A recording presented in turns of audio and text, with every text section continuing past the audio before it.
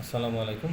আমি আপনাদেরকে এখন আরেকটা ভিডিও দেখাবো, যে ভিডিওতে আমি আপনাদেরকে এখানে দেখাতে চাই যে একজন নতুন এমপ্লয়ি যখন এখানে জয়েন করতেছে, তো তার ফিঙ্গারপ্রিন্ট কিভাবে অ্যাড হবে। তো প্রথমত আমরা সার্ভারের মাধ্যমে আমরা তাকে, আমার এমপ্লয়িটাকে আমি এখানে অ্যাড করে নিয়েছি।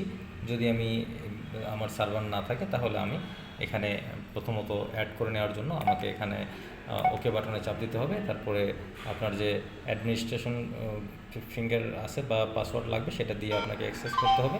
অ্যাক্সেস করার পরে আপনার এখানে মূল মেনুতে যাইতে হবে, মূল মেনুতে গিয়ে ওকে করতে হবে। ওকে করার পরে এখানে তিনটা অপশন আছে, একটা হচ্ছে নিউ ইউজার, একটা হচ্ছে অল ইউজার, একটা হচ্ছে ডিসপ্লে।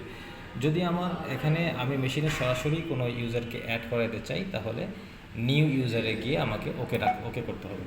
ওকে করার পরে এখানে আমি নতুন যে ইউজার আছে সেই ইউজারকে আমি এখানে অ্যাড করাবো। ইউজারের আইডিটা আমি লিখবো, ধরেন এখানে ইউজারের আইডিটা আমি লিখবো হচ্ছে ধরেন 23 হইলে তখন আমি এখানে ওকে করব। ওকে করার পরে সেই ইউজারটা ওখানে চলে আসবে।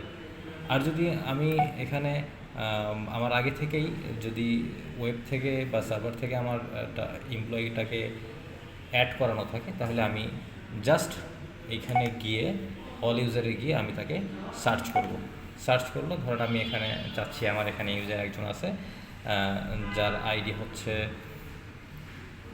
11।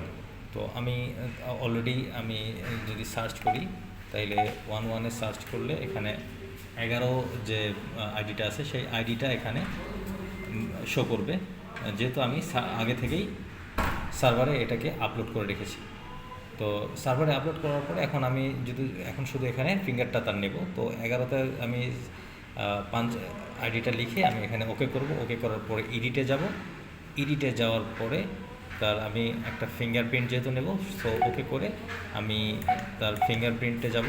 ফিঙ্গারপ্রিন্টে যাওয়ার পরে ওকে করার পরে আমি তার আঙ্গুলটাকে সিলেকশন করব। আঙ্গুলটাকে সিলেকশন করার পরে আমি সেখানে ওকে চাপ দেব। ওকে চাপ দেওয়ার পরে আমি জাস্ট 3বার এখানে পাঞ্চ করব। 3বার পাঞ্চ করার পরে আপনার ফিঙ্গারপ্রিন্টটা সে অ্যাড করে নেবে। এরপর থেকে আপনি ক্যান্সেল করে বের হয়ে যান। বের হয়ে যাওয়ার পরে চেক করার জন্য তার ফিঙ্গারটা একবার আপনি এখানে চাপুন, দেখবেন সে সাকসেসফুলি এখন থেকে সে অ্যাটেন্ডেন্সের আওতায় চলে এসেছে। ধন্যবাদ সকলকে।